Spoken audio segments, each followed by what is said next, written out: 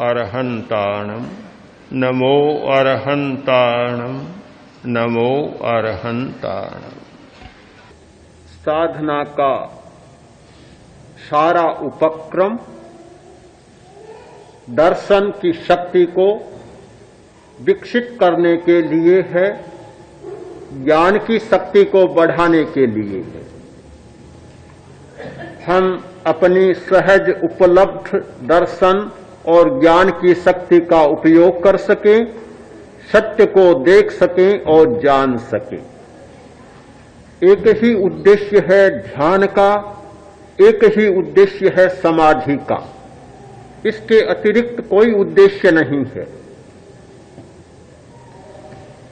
प्रश्न है, दर्शन की ज्ञान की क्षमता कैसे बढ़े? उत्तर बहुत सीधा है। चित्त शुद्धि होती है, दर्शन की क्षमता बढ़ती है, ज्ञान की क्षमता बढ़ती है। जितने जितने चित्त की शुद्धि, निर्मलता और पवित्रता होती है, हमारी देखने और जानने की शक्ति विकसित हो जाती है। ये सारे उपाय चित्त शुद्धि के लिए हैं। हमारा चित्त शुद्ध बने, चित्त पर जो मैल जमा है वह दूर हो जाए, चित्त पर जो कलमश जमा है वह हट जाए, चित्त एक शीशे की भांति बिल्कुल निर्मल बन जाए। चित्त शुद्धि के लिए हम अनेक उपक्रम करते हैं, अनेक ध्येयों का आलंबन लेते हैं। कोई एक ध्येय नहीं होता कि जिसका आलंबन लेने से चित्त शुद्ध होता हो। अनेक ध्येय हैं। मैं कहना पसंद करूंगा कि असंख्य ध्येय हैं, अनंत ध्येय हैं। प्रत्येक द्रव्य ध्येय बन सकता है, द्रव्य का प्रत्येक पर्याय ध्येय बन सकता है। कितने सारे द्रव्य और कितने सारे पर्याय, सब के सब ध्येय बन जाते हैं। ध्यान करने वाला परमाणु को ध्येय बना लेता है, एक परमाणु को ध्येय बनाता है और परमाणु को ध्येय बनाकर और आत्मा को उपलब्ध हो जाता है। ध्यान करने वाला एक पर्वत को ध्येय बना लेता है और उसे ध्येय बनाकर आत्मा को उपलब्ध हो जाता है, दर्शन और ज्ञान को उपलब्ध हो जाता है। कोई अच्छा पदार्थ नहीं, कोई बुरा पदार्थ नहीं, कोई अशुचि नहीं और कोई सूचि नहीं। ध्यान के लिए सब पदार्थ पदार्थ हैं, केवल पदार्थ हैं। ध्यान करने वाले व्यक्ति के सामने कोई वस्तु अच्छी नहीं होती और कोई वस्तु बुरी नहीं होती, केवल ध्येय बनता है, केवल ध्येय। वह ध्येय उसे अपने लक्ष्य तक पहुंचा देता है। ध्यान करने वाला व्यक्ति किसी को त्याज्य नहीं मानता और किसी को आदेय नहीं मानता। उसके लिए हेय और उपादेय कुछ भी नहीं होता।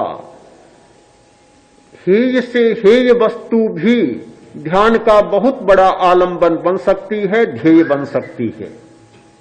ये ध्यान के जगत में, समाधि के जगत में हेय, उपादेय, अच्छा, बुरा, सूचि, असूचि जैसा कोई शब्द ही नहीं है, कोई शब्द नहीं है। समाधि के शब्द कोश में केवल एक ही शब्द है और वह है सत्य, यथार्थ, वस्तु का धर्म, वस्तु का जो स्वाभाविक धर्म है, जो वस्तु सत्य है, बस केवल एक शब्द, उसके अतिरिक्त कोई दूसरा विशेषण नहीं लगता। न जाने कितने कितने साधकों ने ऐसी वस्तुओं को ध्यान का आलंबन बनाया, अपना ध्येय बनाया और सिद्धि तक पहुंच गए, जिन वस्तुओं को दूसरे लोग देखना भी पसंद नहीं करते। जिसकी आंख सच्चाई को देखने की होती है, जिसमें सत्य को देखने की क्षमता जाग जाती है, वह कलेवर को नहीं देखता, वह चमड़ी को नहीं देखता, वह छिलके को नहीं देखता, किंतु वह केवल यथार्थ को ही देखता है। यथार्थ को देखने में सबसे बड़ी बाधा होती है चित्त की चंचलता।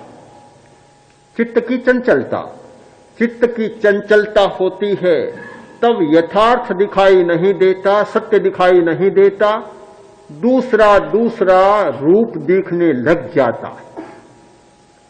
जिसका चित्त स्थिर हो गया, चेतना का समुद्र बिल्कुल शांत हो गया, कोई तरंग नहीं, निस्तरंग हो गया, उससे फिर कोई बाधा नहीं होती, कोई विघ्न नहीं होता। वह अंतराल तक पहुंचता है और यथार्थ के अंतराल का स्पर्श करता है। विश्व का प्रत्येक पदार्थ का प्रत्येक पर्याय ध्येय बन सकता है। इसीलिए ध्यान के लिए कोई सीमा नहीं बनाई जा सकती कि अमुक प्रकार का ही ध्यान होना चाहिए। एक पद्धति होती है प्रथम दर्शन के लिए, थोड़ा सा मार्गदर्शन करने के लिए, चलाने के लिए। जब व्यक्ति चलना सीख जाए, जब बच्चा चलने लग जाए, फिर कुछ भी बताने की जरूरत नहीं। पैरों की क्षमता है, पैर के स्नायु इतने मजबूत बन जाते हैं कि वह जैसी अपनी इच्छा होती है वैसे चलने लग जाता है, जहां जाना चाहता है उस दिशा में चलने लग जाता है।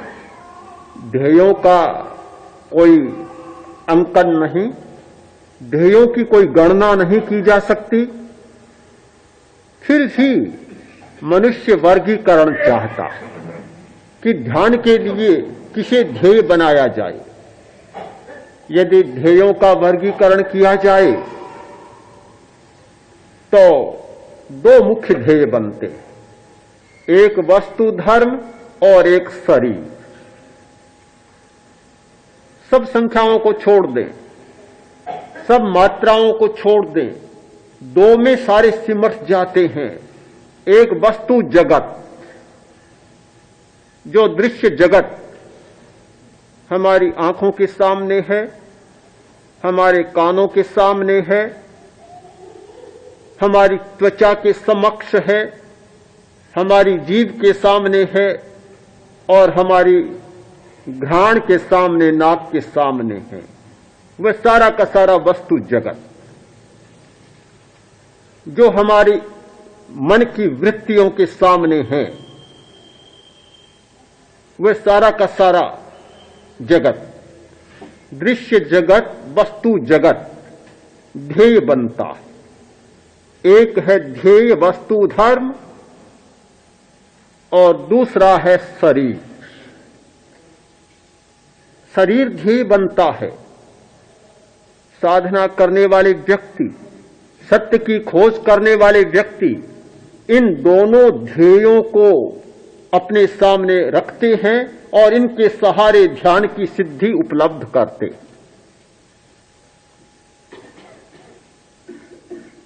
वस्तु जगत को जानना जरूरी है।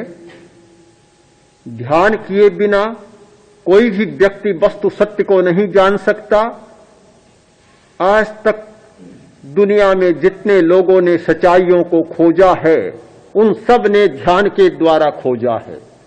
किसी भी व्यक्ति ने चंचलता के द्वारा किसी सत्य को खोजा हो, यह इतिहास में भी नहीं मिलेगा और प्राग इतिहास में भी नहीं मिलेगा। जिस व्यक्ति ने कोई बात उपलब्ध की है, किसी घटना को, सत्य को उपलब्ध हुआ है, चित्त का नियोजन किया, चित्त की एकाग्रता की, ध्यान किया, वस्तु स्पष्ट हो गई, वस्तु धर्म स्पष्ट हो गया, किंतु चंचलता से किसी को सत्य उपलब्ध हुआ हो, एक साक्ष्य भी नहीं मिलेगा, अपवाद भी नहीं मिलेगा। वस्तु धर्म की खोज ध्यान के द्वारा हुई। शरीर के सारे रहस्य ध्यान के द्वारा आविष्कृत हुए हैं, उद्घोषित हुए हैं। प्रत्येक पर्याय का, शरीर में होने वाली प्रत्येक घटना का, शरीर में होने वाले प्रत्येक परिवर्तन का, परिणमन का बोध मनुष्य को ध्यान के द्वारा हुआ है। ध्यान करने वाले व्यक्ति को वस्तु धर्म को खोजना भी जरूरी है और शरीर की खोज करना भी जरूरी है। केवल वस्तु धर्म को खोजता है और शरीर धर्मों की खोज नहीं करता, वह भी अधूरा रह जाता है। केवल शरीर धर्मों की खोज करता है और वस्तु धर्मों की खोज नहीं करता, जगत में विद्यमान पदार्थों और उनके पर्यायों का अनुसंधान नहीं करता, अन्वेषणा नहीं करता, वह भी अधूरा रह जाता है। हमारे ज्ञान की समग्रता, हमारे दर्शन की समग्रता तब बनती है जब वस्तु धर्म और शरीर धर्म दोनों खोज लिए जाएं। ध्यान करने वाले व्यक्ति के लिए, समाधि चाहने वाले व्यक्ति के लिए बहुत जरूरी है शरीर की खोज।